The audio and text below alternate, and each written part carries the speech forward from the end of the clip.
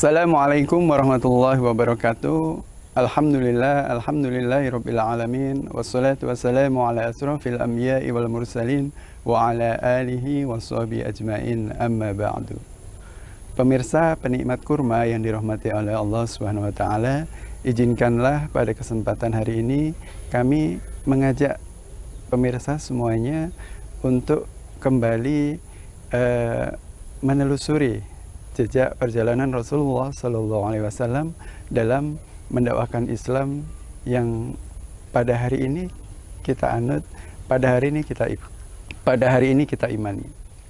Pemirsa penikmat kurma yang dirahmati Allah, ketika kemudian tantangan dakwah di Mekah itu menjadi sangat luar biasa, bagaimana kemudian Rasulullah dan para sahabat menempatkan penekanan dari orang-orang kafir Quraisy pada waktu itu, hingga kemudian para kaum muslimin sampai diboikot ya di antara mereka.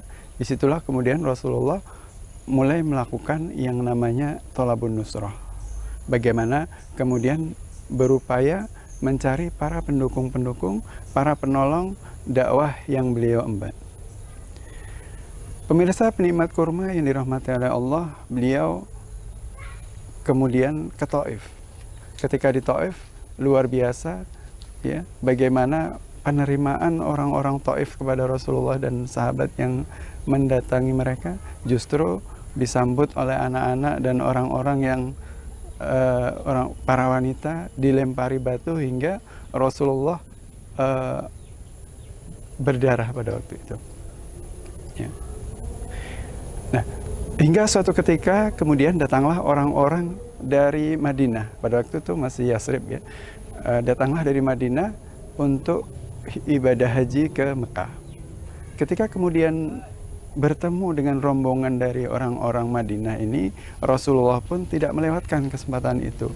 Beliau segera berinteraksi dengan mereka, menyerukan Islam, menyampaikan Islam ya, sehingga ketika kemudian orang-orang dari Madinah ini, yang pada waktu itu salah satunya dipimpin oleh seorang yang bernama As'ad bin Zurarah ya, mereka kemudian begitu Rasulullah menyampaikan Islam, ternyata luar biasa sambutan mereka terhadap Islam, mereka menerimanya ya. Bahkan mereka menyampaikan, seandainya engkau mampu, seandainya engkau ke Madinah, engkau pasti akan bisa mendamaikan suku kami yang senantiasa bertikai, yaitu suku Aus dan Khazraj. Nah, maka dalam kesempatan itulah kemudian orang-orang dari Madinah ini, setelah mereka menerima Islam ya, dan sebelum mereka kembali ke Madinah, mereka meminta agar Rasulullah memberikan kepada mereka seseorang ya, yang akan menyertai mereka ke Madinah untuk mengajarkan Islam kepada mereka. Nah, pada saat itulah kemudian Rasulullah memilih salah satu sahabat yang luar biasa, yaitu sahabat Mus'ab bin Umair. Nah, sahabat Mus'ab bin Umair, sebelum kemudian bagaimana luar biasanya beliau ketika mendakwahkan Islam di Madinah, ternyata beliau memiliki latar belakang yang luar biasa, yang barangkali berbeda dengan sahabat-sahabat yang lain.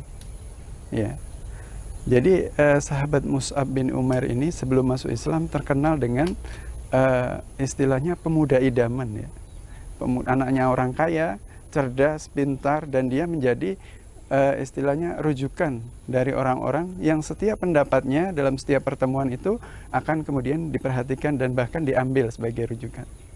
Nah, begitu beliau masuk Islam, beliau dengan kemampuannya itu, ya, dengan kecerdasannya, dengan kemampuan menjelaskan yang luar biasa itu, ternyata ini memang disiapkan oleh Allah orang yang seperti ini, orang yang kemudian pada hari itu diutus atau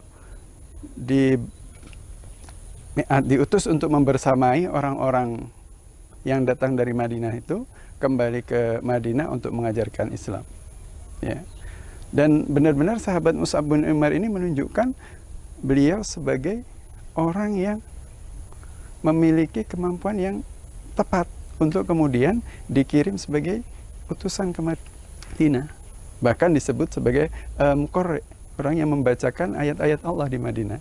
Nah, maka begitu sampai di Madinah ditemani oleh tadi yang baru masuk Islam, ya, sahabat As'ad bin Zurarah, ya, mendatangi setiap rumah-rumah, ya. Maka setiap didatangi mereka menerima Islam, ya. Ada rumah didatangi mereka menerima Islam hingga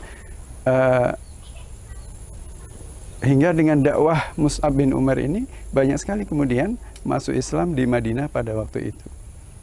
Hingga suatu ketika berita tentang adanya Mus'ab bin Umar dengan As'ad bin Zurarah ini sampai kepada salah satu pemuka kaum di situ yang bernama Sa'ad bin Mu'ad. Ya. Maka ada sebuah dialog di situ bagaimana Sa'ad bin Mu'ad, ya, pemuka kaum yang ada di Madinah pada waktu itu, menyuruh kepada Usaid. Ini ada Sa'ad bin Mu'ad dan ada Usaid bin Hudzair. Keduanya adalah pemuka Madinah pada waktu itu. Ya. Kemudian Sa'ad bin Mu'ad menyuruh, wahai Usaid, datangilah As'ad bin Zurarah dan Mus'ab bin Umar itu, karena dia datang membawa sesuatu dan membodohi orang-orang yang lemah di antara kita. Ya.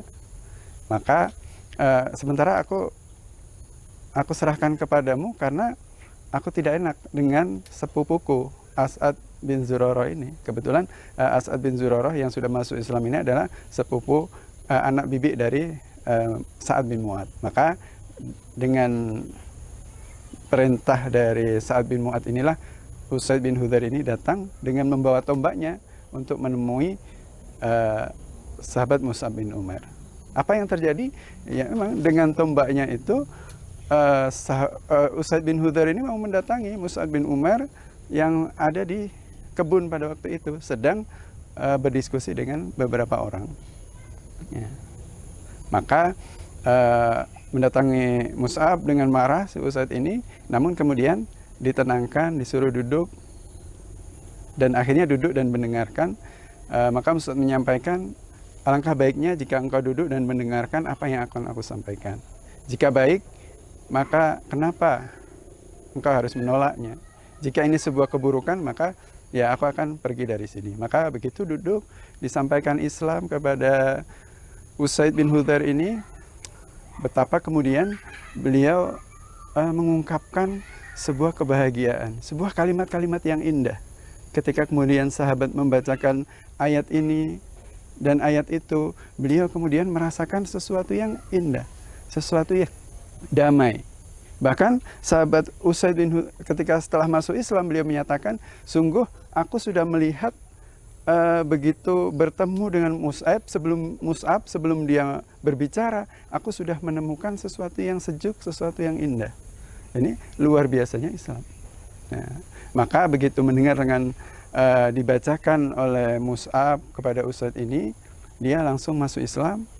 Kemudian dia menyampaikan, wahai Mus'ab, sungguh ada satu orang yang jika engkau bisa menjadikan dia masuk Islam, maka seluruh Madinah ini akan masuk Islam bersamanya. Siapa itu? Ternyata sahabat Sa'ad bin Mu'ad. Nah, tidak lama demikian, akhirnya kemudian bertemulah kemudian sahabat Sa'ad bin Mu'ad ini dengan Mus'ab bin Umar, dikawani dengan As'ad bin Zurarah, juga Usaid bin Hudzair pada waktu itu. Tak lama kemudian sama terjadi dialog dan luar biasanya begitulah Sa'ad bin Mu'ad akhirnya masuk Islam juga. Begitu masuk Islam, apa yang kemudian dilakukan oleh sahabat Sa'ad bin Mu'ad ini, ya, maka dia langsung mendatangi kaumnya. Wahai kaumku, apakah engkau mengenalku sebagai orang yang baik? Iya. Apakah engkau mendengarkan apa yang aku katakan? Iya. Nah, maka dari hari ini saya sampaikan, aku telah masuk Islam.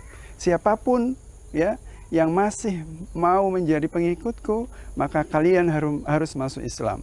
Dan aku tidak mau bertemu lagi dengan siapapun yang kemudian tidak mengikuti agama yang telah aku imani. Ini contoh kepemimpinan yang luar biasa. Jadi pemimpin yang tidak takut kehilangan pengikut, tapi justru pemimpin yang dengan tegas menyatakan, ya, siapa yang masih mau, ya, berbicara dengan aku, maka harus masuk Islam. Pemirsa penikmat kurma yang dirahmati oleh Allah, mudah-mudahan kita mampu meneladani apa yang kemudian dilakukan oleh sahabat Mus'ab bin Umar dalam melakukan dakwah. Artinya memberikan kemampuan totalitas terhadap dakwah, memberikan waktu yang totalitas kepada dakwah, dan tidak takut menghadapi ancaman apapun dalam menyampaikan dakwah. Sehingga kita sebagai seorang muslim tentu sama memiliki kewajiban dalam menyampaikan Islam itu untuk kemudian bisa kembali diterapkan dalam kehidupan secara sempurna. Ya. Baik pemirsa kurma yang dirahmati oleh Allah, mungkin itu yang bisa kami sampaikan pada kesempatan hari ini. Mudah-mudahan kita semua termasuk umatnya Rasulullah, kemudian kita bisa meneladani beliau dan para sahabat yang senantiasa gigih berjuang dalam menjadikan Islam ini sebagai rahmat bagi seluruh alam, menjadikan Islam ini sebagai sesuatu yang mengatur kehidupan kita, dan alhamdulillah mudah-mudahan juga puasa kita, ya khususnya di bulan Ramadan ini, sholat kita, bacaan Quran kita diterima di sisi Allah Subhanahu wa taala. Allahu minkum ihdinas siratal mustaqim. Assalamualaikum warahmatullahi wabarakatuh.